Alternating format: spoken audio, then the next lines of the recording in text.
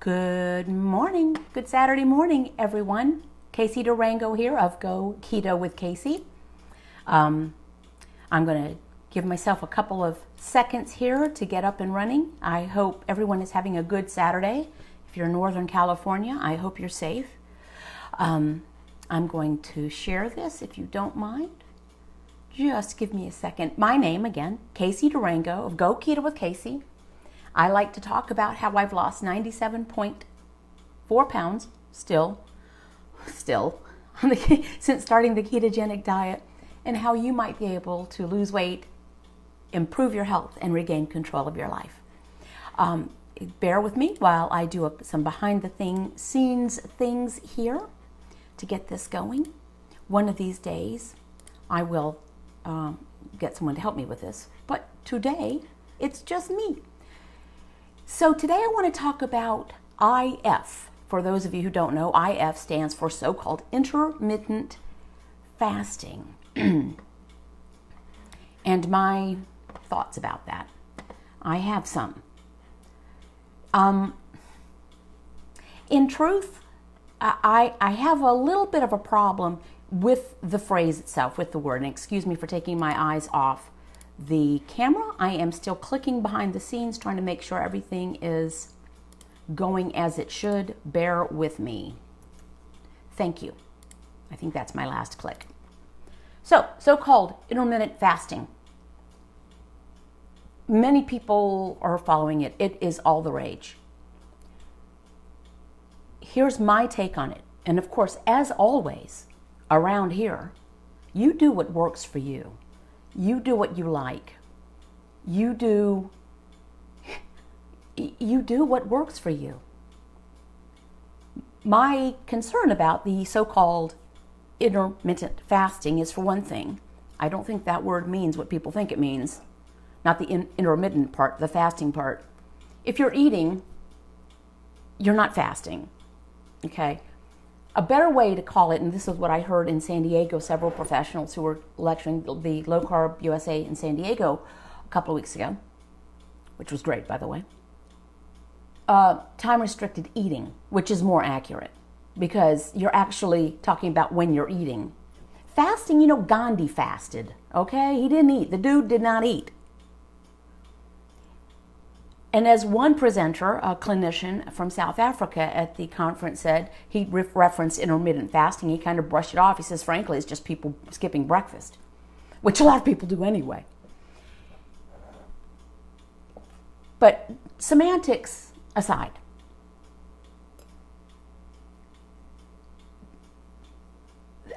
I never prescribed to time-restricted eating for weight loss. For those of you who don't know, the way I have followed and have found success on the ketogenic diet is keeping my carbs 20 grams or fewer a day, total, not net. This is for me now. Eating fatty sources of meat, poultry, seafood, fatty sources of protein. I used to just say eat fatty sources of protein, and then I realized some people just didn't realize what that meant. So fatty meat, poultry, seafood, whatever your choice of animal flesh is, and eat the fat that comes along with it, which is really great because that's usually the cheaper cuts of meat. And don't eat if you're not hungry. That last part is how I kind of fell into not time-restricted eating because I am not on a schedule. If I'm not hungry, I don't eat. If I am empty and hungry, I eat. Doesn't matter whether it's 7:30 a.m., as it was this morning. Actually, it was a little later than that. I ate breakfast. My husband prepared huevos con aliños con bacon y queso fresco and coffee out of a Go Keto with Casey mug. Yesterday, I ate very little. I was not hungry. I had no appetite. Was I time-restricted eating? No. Let me tell you why for me, it wouldn't work to do that. And why, for me, for one thing, it feels like a gimmick. It feels like yet another instruction I've got to follow. We shouldn't have to follow instructions on how to eat. We overthink this, I think. I know I did. I overthought it pre-keto for sure. When I was trying to figure out, this was before MyFitnessPal, I had a spreadsheet that did MyFitnessPal before there was a MyFitnessPal. I had it all worked out with a food database and special logic formulas that would figure out the percentages of protein and fat and carbs. And of course, I was trying to keep the carbs 60% or more. I don't even use the M word now. Those of you who know me know what that is. The M word. I don't. Another gimmick to me and not part of the protocol for me. But overthinking our food, I think, is just not great. One of the great benefits of this program for me, and I've heard from others, is you stop thinking about food all the time. One of my patrons during a live stream, a private live stream, had a great remark. Lori from Oklahoma. I'm going to steal it. I'm going to trademark it. I'm going to make it into a spreadsheet, a t-shirt. Focusing on food keeps us focused on food. I think it's genius. Yeah, Pam Kirk. Someone can probably share with Pam what the M word is. I try not to say it. So anyway, time-restricted eating is the same thing for me. Feels a little bit gimmicky, and it takes the decision-making away from me. I know when I need to eat now. It took me a while to figure it out. Because once you go from being a sugar burner to a fat burner, your hunger signals you experience them very differently. So I listen to my body. And some days I eat more food than others. Some days I don't eat any solid food until 1 p.m. Not because I'm time-restricted eating, but because that's when I was ready to eat. It was right for me to eat. Some days, as today, I came downstairs. My lovely mate said, "You want some breakfast?" And I said, "Heck yeah, I do." I was hungry. If I tried time-restricted eating, these feeding windows, another patron said something funny. Every time she hears the phrase feeding window, she imagines like a horse in a stable being fed through a window, like Mr. Ed or something. I think that's funny. Anyway, if I was doing time-restricted eating and a feeding window, I'm saying, "Oh, I'm not going to eat before 11 a.m. and after 6 p.m. But if I wake up empty and hungry, as I did this morning, and I've decided some arbitrary time frame that someone came up with, I can't eat until 11, all I'm going to do between the time I wake up and 11 is think about food. I don't want to do that anymore. Done with the thinking about the food. I'm done with the thinking about the food. Food occupied an inordinate amount of space in my brain and life for decades. And it made me miserable on many levels. Done with it. For those of you who don't know my story, I was very large for a very long time. You are welcome to go to my blog, kcdurango.com. There are before photos there. It has been suggested that I get some updated after photos, because actually I don't have any afters because I'm still a during, but even my so-called after photo was taken 20 pounds ago, I think. Anyway, very round for a very long time. Given up on losing weight. I was on deck to have type 2 diabetes, and I didn't want to have to take insulin for diabetes. So I Googled how to not take insulin for diabetes. And the solution seems to be pretty simple. Keep your carbs 20 grams or fewer a day. Eat fatty sources of meat, poultry, and seafood. Dairy if you can tolerate it, not unlimited. Don't eat if you're not hungry, and stop when you're satiated. Notice, not stop when you're full. Stop when you're satiated. That's it. That's the sum total of the protocol. People have said, "Casey, you should write a book about how to do the ketogenic diet." I say, well, it would be exactly one short paragraph and the rest blank pages. Now, I could fill up the rest with the impacts, my thoughts on how culpable some people are in keeping this information from us, and how we've been sold a bill of goods for a long time. But that's really the program. And just quick primer, for those of you who don't know, why does that work? When you restrict your carbohydrate intake sufficiently, your liver stops pushing out glucose or sugar, which your body will have been using for fuel. And when the sugar tap, the glucose tap is turned off, your body turns to mobilizing ketones for fuel, and the ketones mobilize fat cells for fuel. It's a beautiful thing. And it's very efficient. It's almost certainly the way we were designed to work. Time-restricted eating, probably the people several generations ago and prior didn't think a thing about time-restricted eating. They ate when they were hungry. So, anywho, that's my thinking on that. You do what works for you. One of the presenters in San Diego said that in his practice, he's come to believe that there are essentially two types of patients that he sees: the authoritarians and the permissives. The authoritarians want to be told exactly what to do. Exactly what to do.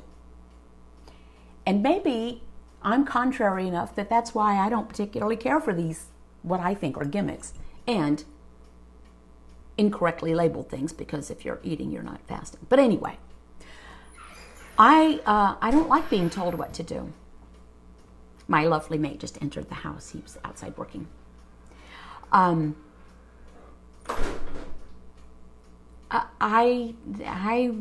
don't like to be told what to do. So I guess I'm a permissive under those, as those are described. Do what you want. If the structure helps you, awesome. If it helps you learn what your hunger cues are, awesome. Another thing, it's not called an anagram because I think that's supposed to make a word. Oh, there's a woodpecker on my finch feeder. OMAD, 1 meal a day. And again, a gimmick to me. That really just means eating less food. And if you kind of follow your hunger, almost everyone falls into simply eating less food. When you're burning fat for fuel, you have plenty of energy on board, your appetite is suppressed, you end up eating less food. It's the beauty of it. That's the beauty of it. You eat less food, and at the same time, you're less hungry. Go figure. You know, in the low-fat days, all you did was think, well, me, I speak for myself, all I did was think about food. Perseverated over food. Tried to eat less, which of course meant I ate a lot more. Often in secret and in shame. So, gents and ladies, I'm here to tell you again, if I can do this, you can do this. Figure out what works for you. What worked for me was keeping it exquisitely simple. Some days I eat essentially no carbs. Some days I'm eating very little food anyway. Some days I eat more food. I never go over, except in my dreams. I had a terrible dream 2 nights ago. I was eating French fries. And let me tell you what, when this happens, I wake up upset. I was eating French fries, but not just like in a McDonald's size, large French fries. You know how potatoes come in these big potato paper bags? I was eating a potato bag full of French fries. And I was halfway through it before in my dream I realized it. What am I doing? Why am I eating French fries? I have not strayed. Other than in 2004, a couple of months into this, my son got married and I had a tiny sliver of the wedding cake because there was just 6 of us at the table. It was a private ceremony. And I did. That was the only time I've knowingly eaten carbs since I started. If you can get through the first week, 2 weeks, you'll find it so much easier. I thought for years, and I knew low carb worked for me, or worked better for me than anything else, but I would say, nah, there's no way I can go the rest of my life without eating tortilla chips. It was a ritual with my husband. He makes wonderful salsa. We bought giant abuelita tortilla bags at Costco, giant bags, 5 at a time. We go to a Mexican restaurant and murder 3 baskets of chips. And I thought, well, there's no way I can go the rest of my life without eating tortilla chips. And I told myself I couldn't. And I couldn't until I did. So, if you think, and everyone thinks that they're the one who can't give it up, their culture is carb-based, their family traditions are too carb-based. Every culture, every country, every family's food has been carb-based for the most part.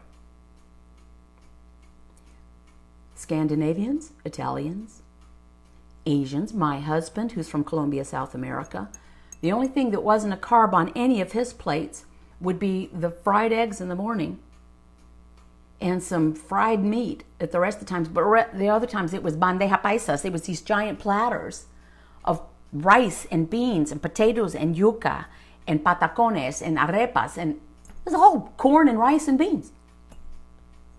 He did. And he didn't even need to. I mean, he never had a weight issue. He wanted the health benefits. So, getting back to the time-restricted eating, do it if you like. If it's a tool that works for you, do it.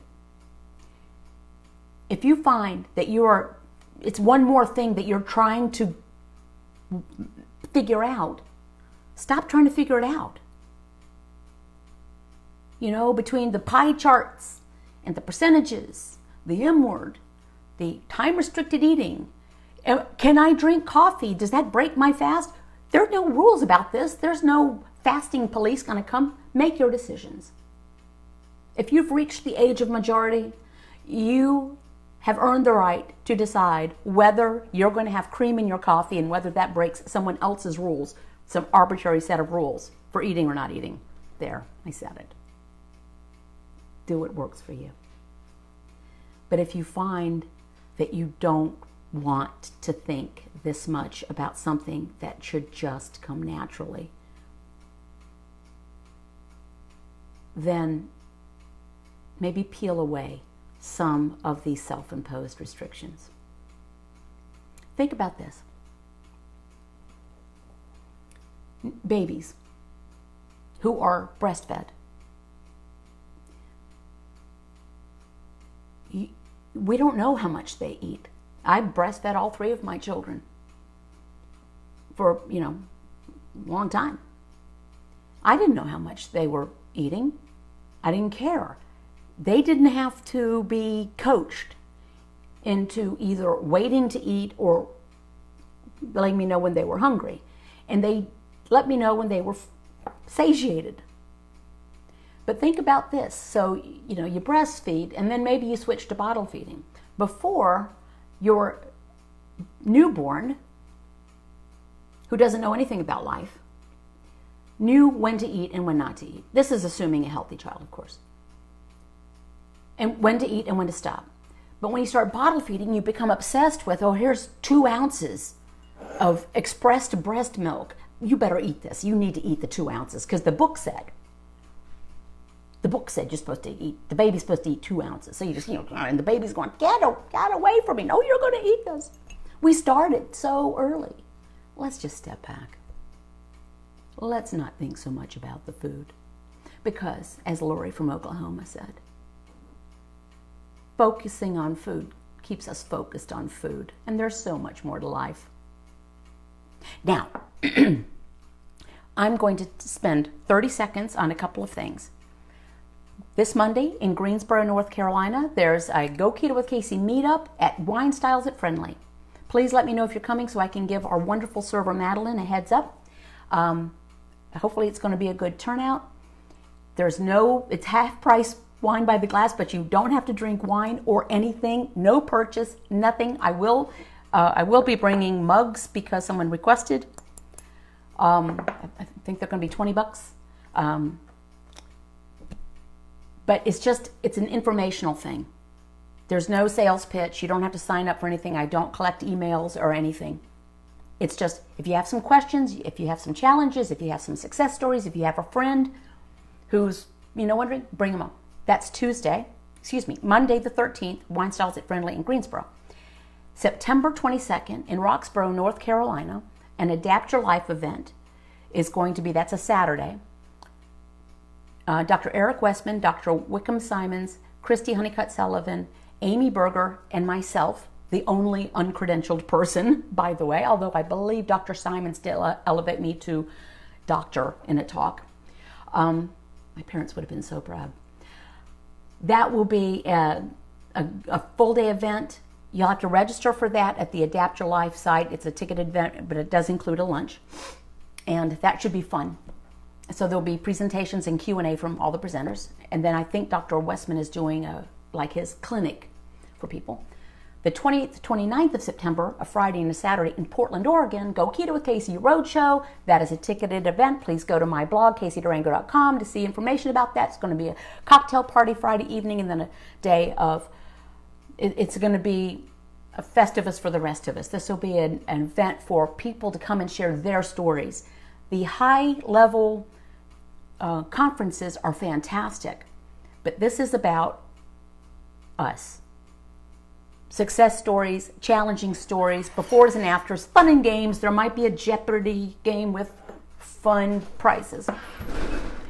And then there's the Go Keto with Casey cruise in March of 2019.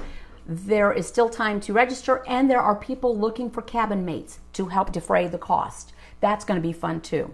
We'll have some events together, and then, we're not going to be joined at the hip. It's the Western Caribbean, so go to my blog and see about that. And finally, a thank you to patrons at patreon.com/GoKetoWithCasey. If you're a patron, patrons make this possible for me to do what I now do full time. And for $2 up, you get everything from weekday video snippets from me, from my kitchen, pillow hair, no makeup, pre-coffee, incoherent sometimes, all the way up to monthly hour-long one-on-ones with me, depending on your contribution level. That's it. If you go to my blog, you can see the swag. There's a mug. There's a Go Keto with Casey journal, which is really cool because it's got a pen that comes out. And that's it. The swag is for fun, because I will not be selling you or attempting to sell you anything. Protein chips, that just came through my email. Would you like to be an affiliate for our protein chips? Shakes, supplements, oils. Certainly not cookies. You do not need to eat anything special. You don't need to drink anything special. You don't need to buy one thing to be successful at this protocol, 100% successful. It's what you don't do that makes you successful.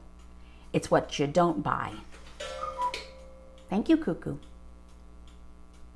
You don't eat carbs. You leave the carbs off. How do you get started? Next time you eat, leave off the carbs. No special foods, no special menus. You can eat what you've always eaten, leave off the carbs. People are successful at this going through fast food. You just leave off the carbs. Get a burger, throw away the bun. Five Guys, we love Five Guys. My husband had Five Guys for dinner last night. I did not, because I was not hungry. But burger in a bowl, all the works. Okay, so there you go. Now, I would like to go to, thank you, Grandmother Clock, question and answer. I don't have all the answers, and you can ask me anything. You may ask me anything. I promise I will answer, but the answer might be I don't share that information. Anita Lamonda writes, I keep hearing about pink drink. Don't want or need it. Was wondering what it's supposed to do. I have no idea. Never heard of pink drink. Eggs and bacon are my favorite. No, how can you go wrong with eggs and bacon? Of course, some people don't like eggs. By the way, you will. I've heard people say, I don't know what to do. What can I eat for breakfast? I don't like eggs. Don't eat eggs. Eat steak. Again, make a decision that works for you. If you want a salad with blue cheese dressing for breakfast, have it. Now, keep in mind, veggies come up a lot. We've talked about veggies before. Veggies are not unlimited. About the size of your fist of non-starchy vegetables a day, maximum, not minimum. And about 2 cups or the size of 2 fists of leafy green vegetables a day, maximum, not minimum. Yesterday, I did not have a vegetable. Today, I haven't had a vegetable either because I had eggs, bacon, and queso fresco. Oh, pink drink is it Prove It? Is that what it is? Yeah, or Plexus. Yeah, no. That's a multi-level marketing. Shame on people who do that. Shame. And when I see them in my group, hey, hashtag my friend Jen. Martini. Hey, Jen. When they're in the keto after 40, when I see people do it, they get not only deleted, they get blocked. Not having that. Is it possible to deal with gastritis and stay on keto? Going off keto has completely messed me up. Why would you go off keto? Yes. A well-formulated ketogenic diet, many people have reported lots of intestinal issues have cleared up or been alleviated. IBS, GERD. I myself had chronic ulcerative colitis. Not a problem. So there's almost nothing that is counter recommended with keto. Keep in mind, I'm not a medical doctor. I'm a totally non-credentialed former fatty. I just happen to be highly motivated, well-read, and very interested in the topic. If I don't eat greens, I get leg cramps. There's very little reason that greens should have to do with leg cramps. Leg cramps are more about magnesium, and there's actually more potassium in ounce for ounce in an avocado than there is in a banana. So you can take, and often magnesium and potassium are more regulated by sodium. So you might want to try getting in at least 5 grams of sodium per day if you do not have sodium-sensitive hypertension, including the salt in your food. Started on July 14th. I've lost 16 pounds so far. Love your videos. Have kept on track. Birthday tomorrow, so I'm trying to remind myself best birthday present is health over birthday cake. No, duh. You know what? This whole birthday cake thing, birthday cakes used to be you'd have a birthday cake to celebrate the fact back in the day when life expectancies were short and many children did not live past the age of 5 due to infection and illness and accidents. You made it through another year. But a cake was a very special thing because flour and sugar and all that those were precious. So it was a treat. Now you have you have cake all the time. Advice on sugar cravings. Okay, Reslin, David. Here's what I'm going to say. Some people have advised that if they will take something really tart or acidic, like a pickle, that can help with the sugar cravings. But I think even a better thing to do, and I've had to do this myself, and as I've told my patrons, I have these weekday snippets that go on for 10 or 15 minutes. And very often when I'm talking to them, I'm talking to myself. You know, this is, I ain't nothing special. So I have to work on myself as well. But how about this? Realizing that a craving is not a life emergency. You're not going to die from a craving. It's hard to say, I know. And I think saying, well, I have a craving, I think in some way we try to give ourselves permission for doing something that we know we shouldn't be doing. So I always like to come up with a metaphor or an analogy. I never know which ones those are. If your life partner strayed, and you confronted your partner about this, and the answer was, well, I just had such a craving. I had a real craving. Would you accept that as that's okay? No. Cravings will pass. Realize that a craving is not a reflex Putting food in your mouth is not like, when your knee gets hit with the rubber hammer and your leg goes out. It's not an automatic reflex. And the more you get through these, set a timer if you need to. Oh yeah, I'd really like whatever it is you're craving. Okay, incorporate the wisdom of the 12-step programs. Maybe I will give in to this craving in 30 minutes, but I'm not going to right now. And then set a timer. Then get yourself busy. And maybe eat a pickle. I don't know. But our behavior is in our control.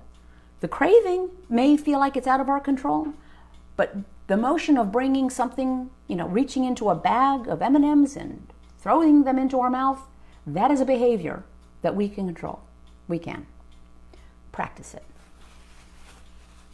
Cindy, spot on. When quitting cigarettes, I wouldn't have quit if I gave into the craving. At some point, and I don't like to use the word willpower or anything like this because, we've all heard that too much in the years of the bad advice.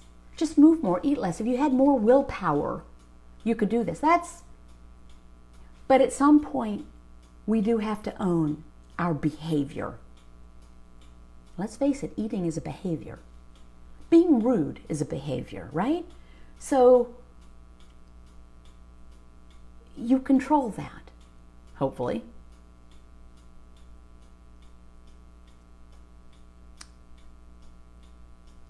A little self-examination. Listen, I found out recently I do not need to have peanut butter in my house. We don't have peanut butter in my house. We had it for a very specific reason, a tiny jar of it.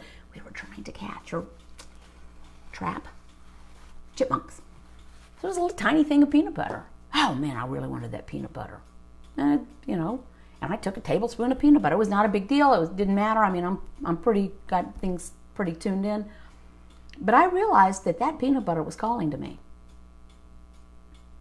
And I had to have a conversation with myself and say, come on, man, you've been through a lot in your life. I think you're stronger than a jar of peanut butter. And I was.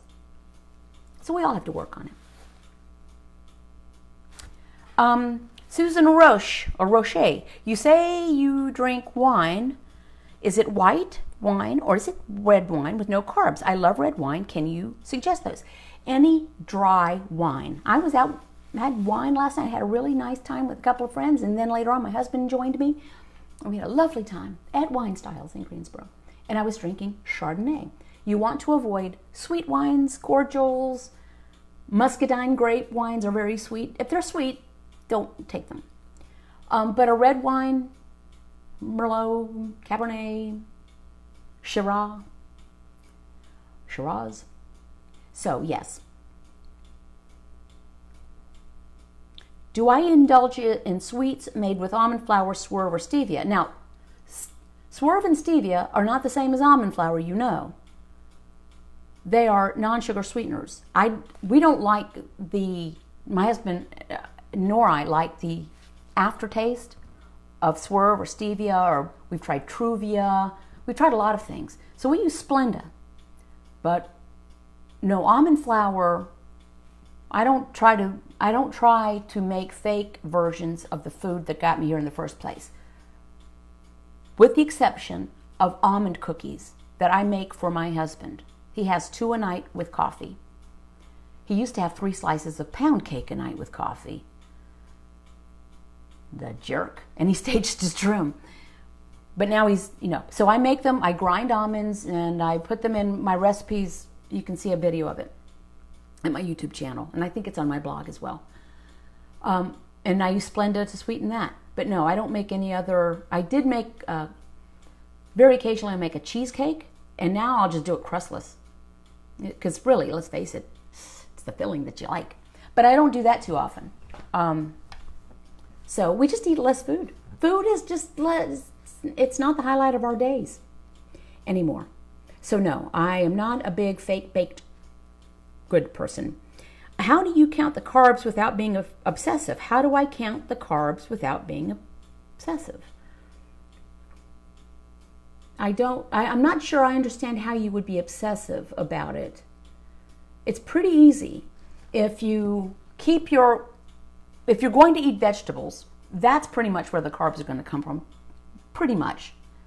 Minimize them, about a cup of non-starchy vegetables a day and about 2 cups of leafy greens maximum a day. I measured. I got an OXO food scale. And also, if you go to my blog, you can see some of the tools I've used. And they are affiliate links, FYI. So if you go, it takes you to Amazon. I get I think this month so far I've earned $6.16. So I won't be retiring on that. But I measured because I was curious. Because I grew up thinking vegetables are free food. You know what I mean? You can eat as many, they're unlimited. No, and I realized 20 grams. So I had to learn what a serving of broccoli was like. So for me, visually, it was good to put it on the scale and measure it and figure out the carb content. So half a plate of broccoli is not going to keep you under 20 grams of carbs, more like 4 spears, because it's a dense food. So I don't obsess about it, and the rest of the food I eat has essentially no carbs. I mean, I'm eating meat, the fat that comes with the meat. I'll have, heavy cream in my coffee, but it's not unlimited. I measure it. 2 teaspoons per cup. So, I don't like to refer to the food list because people do obsess about that. But if you go to my blog, under resources, there's the food list I followed. And still do, but I don't have to follow it anymore because it's just it's part of my life. And look, and it does say that there are maximums to the vegetables and that there are limits to things like sour cream and mayonnaise and heavy cream. And on page 2 of it, it shows things to absolutely avoid. Thank you, Susan. Beth Jones, okay, bye. Deanna Ramen Girl, hi. Wow, I finally catch you live and I have to leave in 5 minutes for an appointment. So happy to see you today. I've been keto carnivore for almost 8 weeks and lost 24 pounds. No change in the last week on the scale, but my fat bulges have become dimpled. Haha. Changes. We'll take them wherever they show up. Absolutely. And, carnivory, being a carnivore is more and more people doing it. And I'm close to that anyway. When my husband is out of town, which he is, he travels a couple of times a year back to Colombia, South America. He eats the vegetables more than I do. I just rarely eat them. I don't need them. It's not that I dislike them. It's just that I don't eat them much. But the changes you take, I still marvel. I have knuckles, whereas I used to have dimples. So I go, and losing inches without losing pounds is a thing. So congratulations, Deanna. Do I eat a certain amount of meat? No, I have no idea how much. I never have, and I don't measure the meat and the fat. It is self-regulating. If I listen to my body's hunger cues, and I eat only, I don't eat if I'm not hungry. I actually flipped that. I used to say, eat only when you're hungry, but that starts the sentence out with eat. And I like to start the sentence out with don't eat. Don't eat if you're not hungry. Stop when you're satiated. And as a rule, fatty sources of meat, poultry, seafood, butter, maybe it satiates you pretty quickly. One of the things that happens when you're a sugar burner, burning glucose, which because you've eaten carbs over the limit, and so your liver's putting out glucose, your pancreas is engaged, shoots out insulin, because that's its job, is to push the excess glucose out of your blood into the cells. Another thing it does is it blocks leptin, which is a hormone that sends satiety signal to your brain. Leptin tells your brain you've had enough food, stop eating, but insulin blocks that. My thinking is because, in simplest terms, is because evolutionarily, your body's thinking, why are you eating this cheap, non-nutritious crap, carbs, instead of a nice wildebeest or gazelle or buffalo? There must be a problem. So you better keep eating. There must be a real problem. There must be a shortage of buffalo. So insulin blocks the leptin, so your brain keeps telling you you're hungry, which is why you can eat a low-fat breakfast that they've told us to eat for decades. And 2 hours later, you are so hungry. But when your pancreas is not engaged because you're not burning sugar for fuel, you're burning fat for fuel, insulin does not block leptin, and so leptin sends a signal to the brain in about 15 minutes, says, you're done. Thank you. It's not magic. It's nature. It's just the way we're built. Okay. What about vitamins and minerals? How you get that if not from veggies? See, this is another thing. This is a very nutrient-dense way of eating. There is more nutrition in beef liver than almost anything else. It doesn't have to be beef liver. It's very nutrient-dense. Read Zoe Harcum, read Georgia Ede. These are smart, funny researchers and professionals. And they will just, Georgia Ede has a series called Animals versus Plants, and animals wins every time. Just check it out. Plants are just not that nutritious. I do eat vegetables. They just happen to come by way of the cow that I'm eating. The cow eats the vegetables. I eat the cow.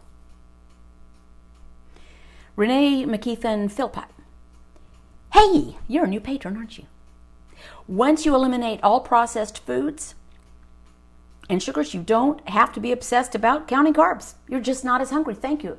Perfecto. Exactamente.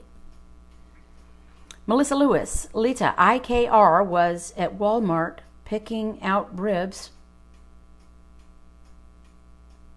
Okay, missed that one. I'm trying so hard to get my kids low carb. Boy, is it a fight. It's time for a little tough love, I guess. The standard American diet is so harmful. Children can do beautifully on this. Lita, I'm going to assume you're the one buying the groceries. Kids won't starve themselves. They're going to go out. They're going to be at friends' houses. But they may find that their tastes change. They may feel better. Kids, we need to give kids more credit than we do sometimes. I'm looking at my time. I don't want to go over. They are 5 and 7 years old. They'll be fine. If I had something to do over, I don't live in regret. I figure everything that's happened in my life is bringing me right here to today, which is a pretty good day. Had a wonderful evening last night. Had a great time with my husband on a date. All the things that have happened before bring us here. But if I knew then what I know now, we would have been a ketogenic family from the get-go. I would have been ketogenic through pregnancy, raising my children. Yes, the cow ate our vegetables. It's the way it works. What do you think of eating an ounce of almonds a day? Joanna asks. If it works for you, do it. Nuts are not on the list. The reason nuts are not on the list, one thing, they're calorically dense, and ultimately the amount of fuel you put in your mouth compared to the amount of fuel your body burns does matter. You don't have to count calories per se, because if you follow the tenets, 20 grams of carbohydrate total, not net a day, eat fatty sources of meat, poultry, dairy, whatever. Don't eat if you're not hungry. You're eating less food, almost certainly because your appetite is suppressed. But nuts are calorically dense. They are not low carb. There are lots of carbs in a serving of almonds, and contrary to what I used to think, I didn't think it was, but I would get the big thing of almonds or nuts at Costco, and I'd sit next to the computer. This was pre-keto, and I would put the lid on thing and fill the lid up, and I would just sit there and eat, and then I'd fill the lid up again. It's very easy to overeat, to eat nuts mindlessly. It's one of the few quasi-keto friendly foods that it's easy to do that. It's not easy to mindlessly eat boiled eggs. They get to you after a while. But nuts, easier. But do what works for you. Some people can tolerate them more. I would probably tip over into something. An avocado is 17 carbs. That's a lot if you count total. The food list is actually half an avocado a day. And it's packed with good stuff. So my husband eats half an avocado just about every day when we have them. I will eat a half an avocado maybe once every week or so just because he eats them, and I'd rather just not eat them than have to keep going to the store. So yeah, if you look at the food list that I followed, it's half an avocado a day.